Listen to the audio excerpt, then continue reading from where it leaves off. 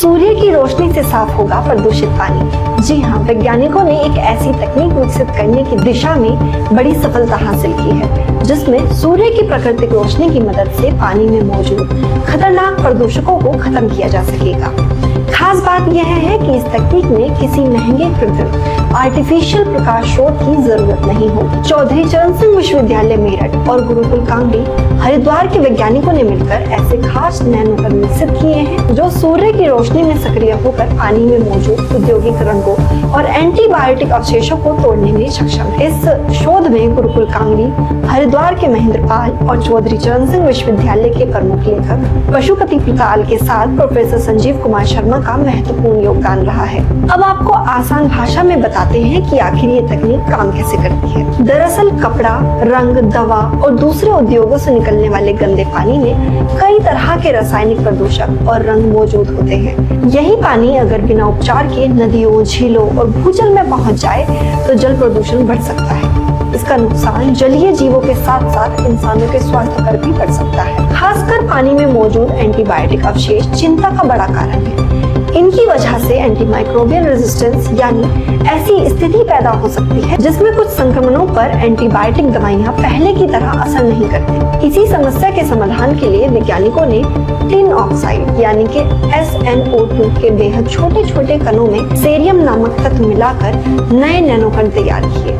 इन नैनोकण को सूर्य की रोशनी में प्रदूषित पानी को साफ करने के लिए इस्तेमाल किया गया। वैज्ञानिकों ने अलग अलग मात्रा में सेरियम मिलाकर कई नमूने तैयार किए। इनमें 5% सेरियम वाला नमूना सबसे ज्यादा प्रभावी पाया गया। इसे CM5 नाम दिया गया। अब बात करते हैं कि इस नैनोकण ने कितना अच्छा परिणाम दिया। प्राकृतिक सूर्य के प्रकाश के लिए कई प्रशिक्षण में CM5 नैनोकणों ने क्रिस्टल वॉयलेट नामक रंग को करीब 95%, मैथिलीन ब्लू को करीब 93%, मैथिलीन ऑरेंज को करीब 87% और स्प्रोफ्लॉक्सासिन नामक एंटीबायोटिक को करीब 79% तक तोड़ने में सफलता हासिल की। यानी एक ही तकनीक से अलग अलग तरह के औद्योगिक रंगों के साथ साथ पानी में मौजूद एक महत्वपूर्ण एंटीबायोटिक प्रदूषक को भी कम करने की क्षमता दिखाई गई है। अब सवाल यह है कि आखिर सेरियम मिलाने से यह तकनीक इतनी प्रभावी कैसे हो गई? दरअसल सामान्य टिन ऑक्साइड मुख्य रूप से पैराबैंगनी यानी UV रोशनी से ज्यादा सक्रिय होता है,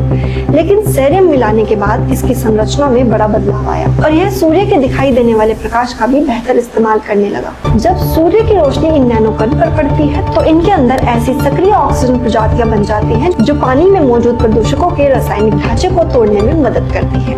आसान भाषा में कहें तो ये नैनोकण सूर्य की रोशनी को ऊर्जा की तरह इस्तेमाल करके प्रदूषक पदार्थों को धीरे धीरे तोड़ने का काम करते हैं। इस शोध की एक और खास बात यह है कि वैज्ञानिकों ने केवल एक ही प्रदूषक का प्रयोग नहीं किया। इन्होंने अलग तीन औद्योगिक रंगों क्रिस्टल वॉयलेट, मैथिलीन ब्लू और मैथिलीन ऑरेंज के साथ स्प्रोफ्लॉक्सासिन एंटीबायोटिक पर भी यह प्रशिक्षण किया।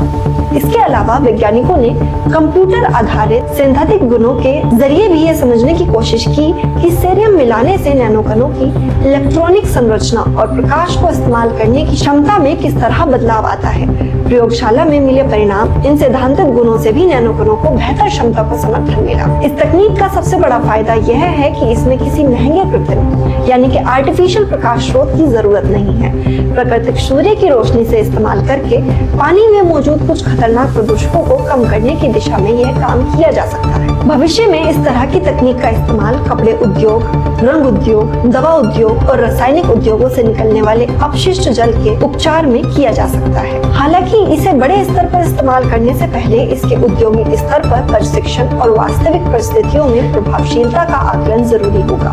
लेकिन वैज्ञानिकों का यह शोध निश्चित रूप से जल प्रदूषण से निपटने के लिए एक कम लागत और पर्यावरण के अनुकूल तकनीक विकसित करने की दिशा में महत्वपूर्ण कदम माना जा सकता है। तो कह सकते हैं कि यानी आने वाले समय में सूर्य की प्राकृतिक रोशनी सिर्फ ऊर्जा की स्रोत ही नहीं बल्कि प्रदूषित पानी को साफ करने में भी वैज्ञानिकों की मददगार साबित होगी।